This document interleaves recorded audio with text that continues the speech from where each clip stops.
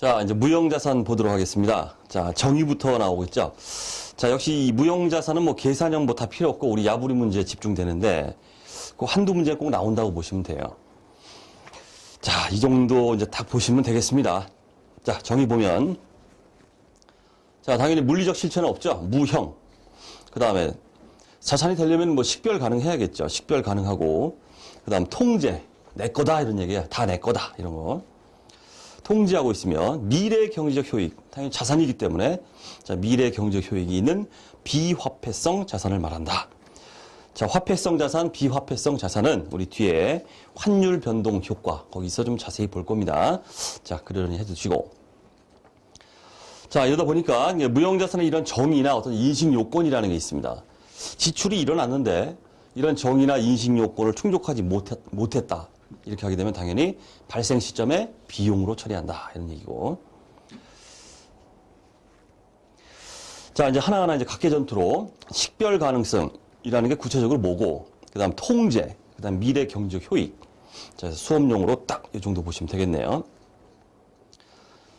자, 식별 가능성은 뭐 다음 중 하나에 해당하는 경우다. 이렇게 나오고 있습니다. 첫 번째는 자산이 분리 가능하다. 자, 이 얘기는 자산이 다른 자산과 분리 가능하다 이런 얘기예요. 그러니까 분리 가능하면 어떤 일을 할 수 있을까요? 다른 자산과는 별도로 내가 이것만 양도하거나 이전할 수 있다 이런 얘기예요. 그다음 두 번째는 분리 가능하지 않더라도 자, 자산이 계약상 권리, 기타 법적 권리로부터 발생한다. 법적 권리로부터 발생한다. 뭔가 어떤 냄새가 나죠? 법적 권리 그러면. 자, 이런 것들을 우리가 식별 가능성이다. 이렇게 보고 있습니다. 자, 이제 중요한 건 이제 통제에 관한 건데, 자, 통제는 좀 한번 싸그리 보죠.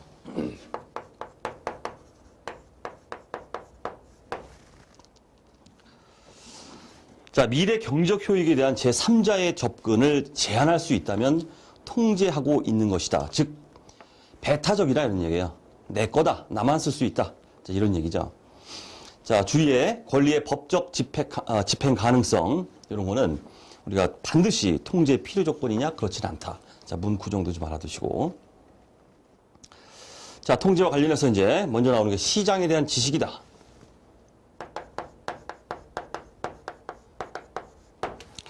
그 다음에 기술적 지식. 자, 이런 게 나오죠? 자, 시장에 대한 지식이나 어떤 기술적 지식, 이런 것들이 보이지 않는 무형의 어떤 그런 것들인데, 자, 이게 이제 무형자산이 될 수 있느냐, 그런 얘기들이에요. 밑에 뭐, 숙련된 종업원 쭉 나오고 있죠. 하나하나 이제 디테일하게 자, 검토를 해보자, 이런 얘기고, 시험에 나옵니다. 자주 나와요. 자, 보시면은 시장에 대한 지식이나 기술적 지식, 이거는 효익이 발생 가능합니다. 가능하며, 그 다음에 법적 권리로 보호된다면 통제하고 있는 것이다. 즉, 무형자산이다. 이런 얘기예요. 전제 조건이 붙었습니다. 법적인 보호가 돼야 무형자산이다. 이런 얘기예요.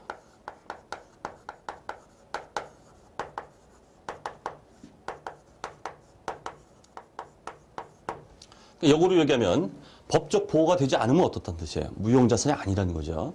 통제되지 있는 게 아니기 때문에. 자, 그리고 보시고. 자, 그 다음에 순서와 관계없이 이걸 먼저 보겠습니다. 경영 능력. 특정인의 경영 능력. 경영 능력이 뭐 탁월하다 하게 되면 뭐 당연히 회사 차원에서 어떤 효익을 가져다 주기 때문에 자산이 될 수 있다 이런 얘기인데, 구체적으로 보면 그 다음에 기술적 재능 뭐 이렇게 나오죠. 다 이게 우리 KIF1에서 나오는 얘기예요. 하나하나 보셔야 됩니다. 자, 효익이 발생 가능하나 효익 확보가 법에 의해 보호되지 않는 한 무형자산의 정의를 충족하지 못한다. 이것도 역으로 얘기하면 뭐가 됩니까?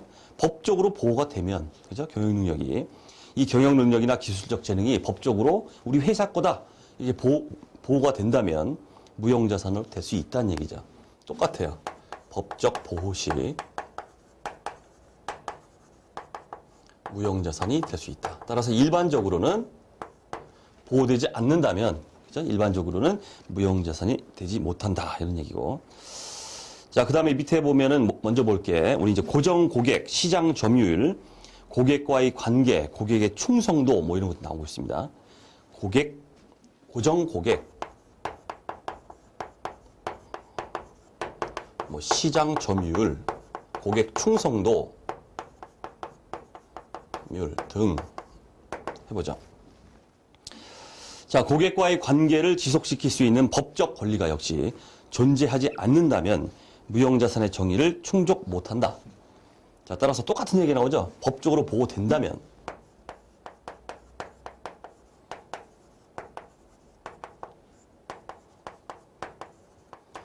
무형자산이 될 수 있다. 하지만 법적으로 보호가 되지 않는다면 무형자산이 될 수 없다. 이런 얘기예요. 뭐 고정 고객이나 뭐 고객 충성도, 시장 점유율 이런 것들이 법적으로 보호된다는 게 뭐겠어요. 법적으로 예를 들어서 너 내 고객인데 내 고객이다. 천년만년 내 고객이다. 너 딴 데 가면은 너 사형이야. 이렇게 보호가 된다면야 당연히 무형자산이 되겠지만은 그렇지가 않다 이런 얘기죠. 고객 충성도 뭐 나만 바라본다 이런 얘기예요. 나만 바라본다. 그렇지만은 한 번 고객은 뭐 천년만년 영원한 고객이 아니죠.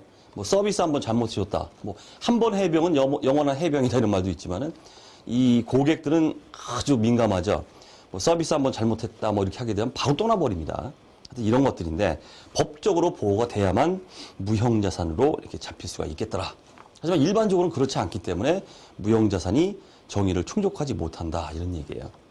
자, 그 다음 볼 거는 중요한 얘기. 숙련된 종업원.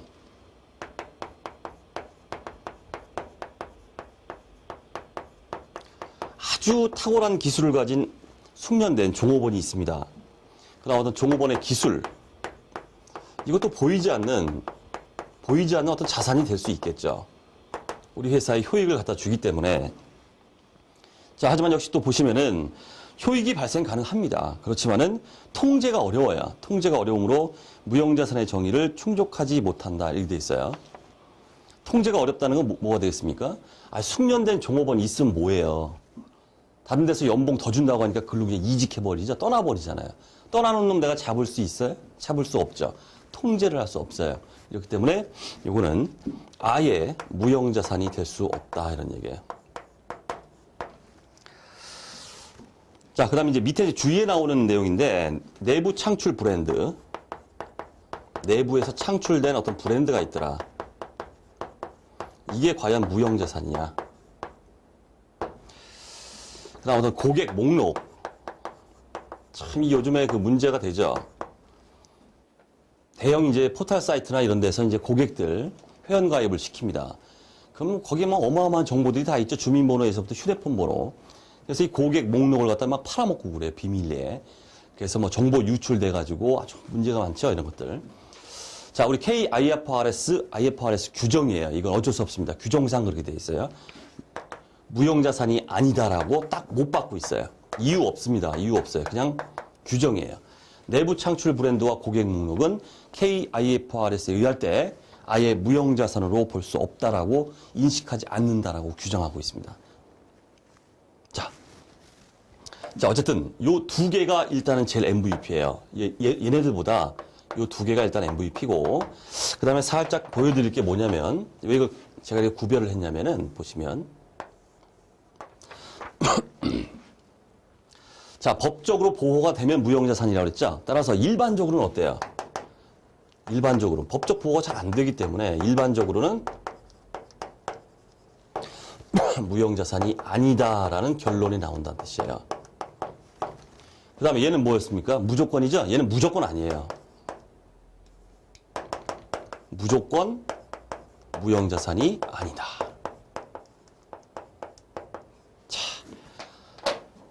자, IFRS의 규정을 보면은 정말 소설처럼 막 얘기되어 있는데 결론은 이거예요. 우리가 딱 숙지를 할 거는. 그 난잡한 얘기들을 그나마 이렇게 좀 깔끔하게 좀 정리를 좀 해봤습니다. 자, 그 다음 미래 경제적 효익. 제가 문구 하나 기억하십시오. 자, 미래 경제적 효익이라는 건요, 제품 매출이나 용역 수익, 심지어는 원가 절감, 또 사용에 따른 기타 효익의 형태, 이런 식으로 발생 가능하다라는 이 문구 정도 좀 기억하시고. 자, 그 다음 인식에서는 뭐 할 말이 없습니다. 자, 무형자산의 정의와 다음에 있는 무형자산의 인식 기준이죠. 모두 충족한다는 사실을 기업이 제시해야 이제 무형자산이 되는 건데, 자, 첫 번째, 두 번째, 뭐 계속 나오죠. 우리 자산에서. 일반적인 어떤 자산의 인식 요건입니다. 미래 경제 효익의 높은 유입 가능성, 그다음 원가의 신뢰성 있는 측정 가능성 두 개는 항상 나오죠. 자, 넘어가시고. 자, 그다음에 이제 비용 인식하는 걸 보겠습니다.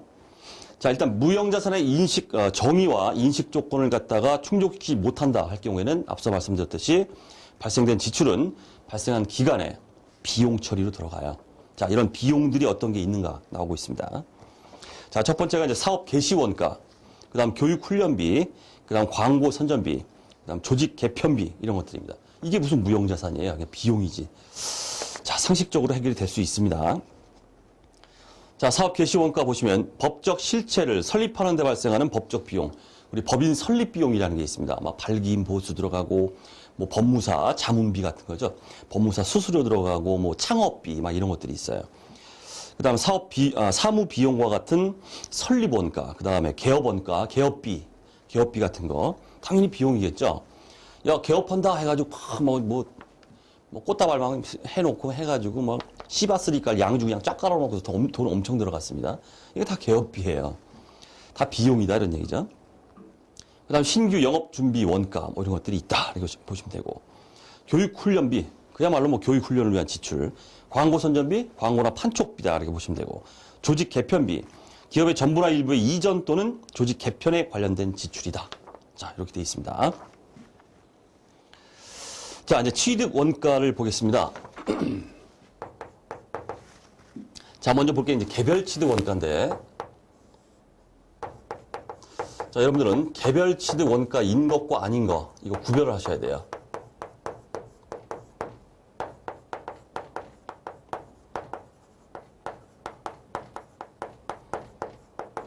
취득 원가인 것과 아닌 거 해서 키워드 중심으로 기억을 좀 하셔야 됩니다. 자, 먼저 구입 가격이죠. 당연히 들어갑니다. 무형자산의 취득 원가. 자, 다만 이 구입 가격 앞에서 우리 재고자산, 유형자산 할 때 똑같은 얘기가 있었죠. 그게 뭡니까? 매입 할인하고 리베이트는 차감해라. 그 다음에 수입관세, 그 다음에 환급 불가 이런 것들은 재세금 이것도 포함하라. 이런 거 똑같습니다. 자, 구입 가격. 자, 그 다음에 자산을 사용 가능한 상태로 만드는데 직접 관련돼야 돼요. 직접 관련되는 원가로서 바로 종업원 급여, 직접 관련 종업원 급여, 그 다음 직접 관련 전문가 수수료, 자문비 이런 거죠. 전문가 수수료. 그 다음에 잘 돌아가나 보는 거죠. 기능검사 원가 이런 것들이 있더라. 개별 취득 원가에 들어간다. 자, 그 다음 들어가지 않는 겁니다. 개별 취득 원가가 아닌 거. 홍보 원가, 광고비죠.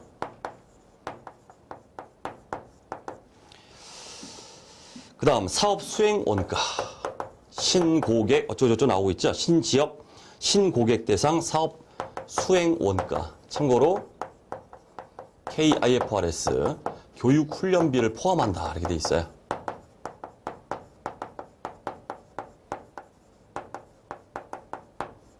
자, 이렇게 돼 있고, 그 다음 관리 원가, 일반 경비 원가 알겠죠? 일반 관리비.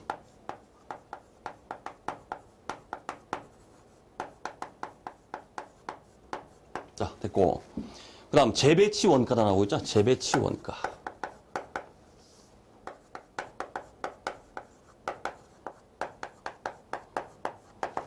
자, 재배치 원가는 취득한 이후에 나타나는 원가예요. 이건 당연히 취득 원가는 아닙니다. 자, 그렇게 해서 좀 구별을 좀 해 주시기 바라고. 자, 그 다음 사업 결합 취득이 나오고 있습니다. 사업 결합, 일명 합병 같은 건데 두 기업이 합쳐버리는 거죠. 사업 결합. 자, 요거에 대해서는 항상 인식 기준을 모두 충족하는 것으로 보며 취득일의 공정가치로 한다. 이렇게 돼 있어요. 일단 이걸 하기 위해서는 먼저 볼 건 뭐냐면 우리 사업 결합과 관련된 어떤 그 일반적인 회계 처리를 한번 봐야 돼요. 자, 둘이 합칩니다. 합칠 때 갑이 있고 을이 있어요. 우리 흡수합병이라고 하는데 갑이 이제 을을 갖다가 먹어버립니다. 야, 너 자산 내 거, 네 부채도 내 거, 그리고 합병 대가 얼마 줄게 먹고 떨어져. 합쳐버려요. 자, 그러면 을이죠. 을의 자산도 내 거. 자산 하고 끌고 와요.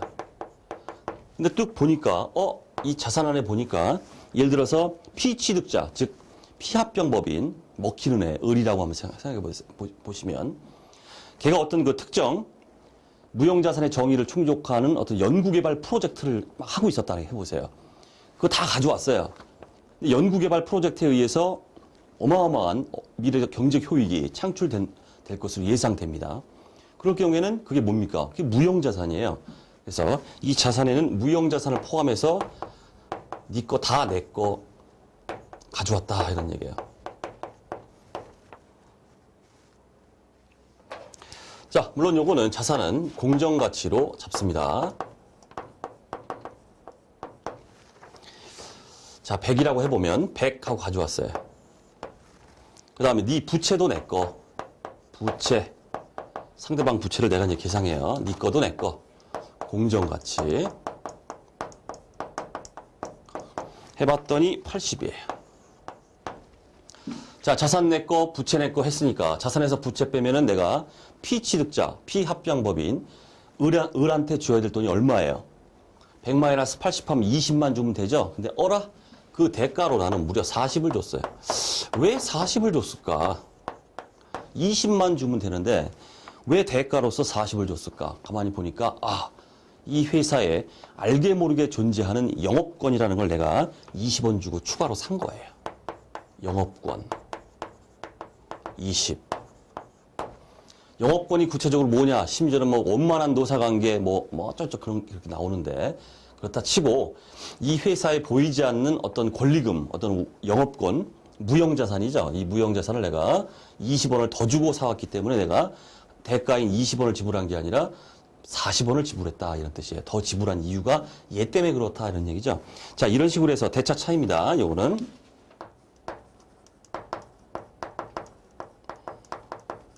자, 이렇게 해서 우리가 사업 결합을 하게 되면 이제 이런 일들이 벌어지더라 이런 얘기예요. 자, 이 경우에 지금 알아야 될 내용이 뭐냐면은 이때 무형자산이에요. 이 무형자산. 이 무형자산은 반드시 무형자산은 여기 영업권이죠. 이 영업권과 분리해서 인식하라 이렇게 돼 있어요.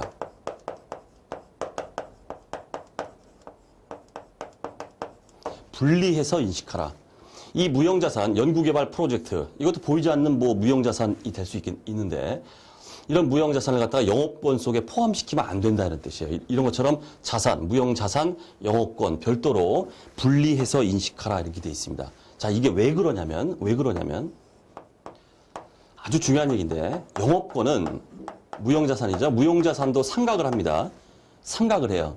하지만 이 영업권은 상각 대상으로 보지 않습니다. 상각이라는 게 없어요. 우리 회계 기준상 KIFRS. 다만 손상은 인식하라. 급격한 손상이 있었다 하게 되면은 손상은 인식하라 이렇게 되어 있습니다. 됐죠?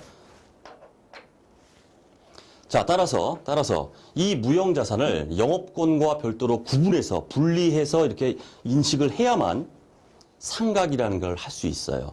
만약 영업권에 이 무형자산을 포함시켜버리면은 상각을 할 수가 없어요. 그렇겠죠? 영업권은 상각하지 말라 이렇게 되어 있기 때문에.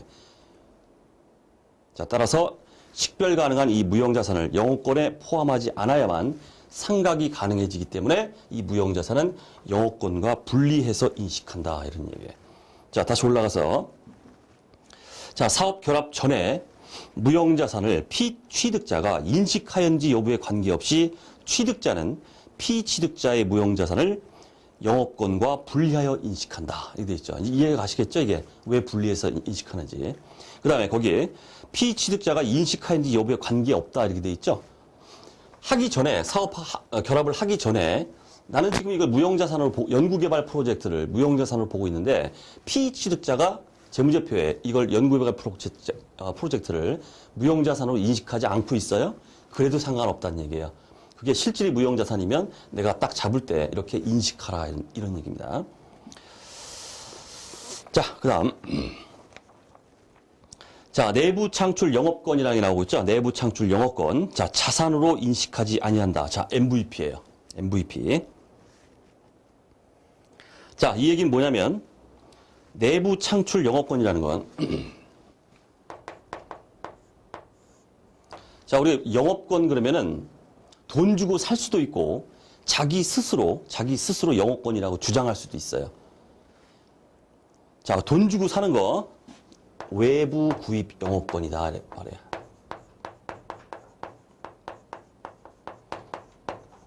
자, 지금 보이십니까? 돈 주고 샀죠, 이거 영업권. 돈 주고 샀죠? 이게 바로 유상취득 영업권, 외부 구입 영업권. 이게 진짜 무형자산이에요. 무형자산.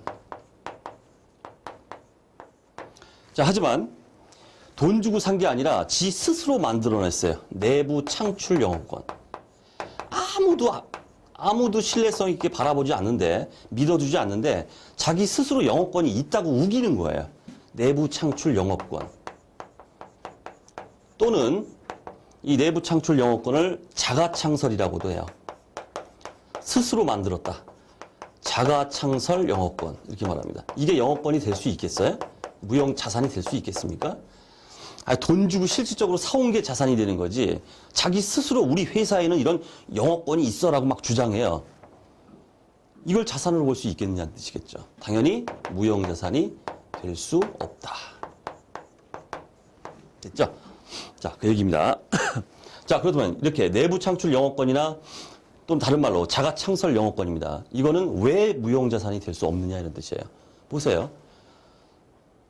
우리 회사에는 니네들이 뭐라고 해도 상관없어. 그냥 내 생각에 그래. 영업권이 있어.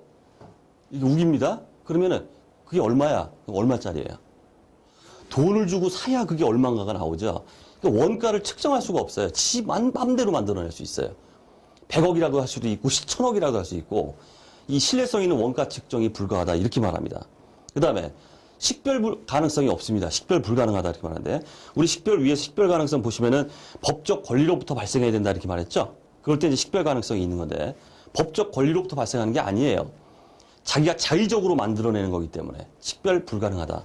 이런 이유 때문에 이런 자가창설 영업권, 내부 창출 영업권은 무형자산으로 보지 않습니다. MVP 중요한 얘기입니다. 자, 이번 시간은 무형자산, 우리 정의와 인식 관련해서 취득원가까지 좀 기초적인 얘기를 했어요. 조금 중요한 부분이 있었죠. MVP 좀 주의하시고. 자, 다음 시간에 또 뵙도록 하겠습니다.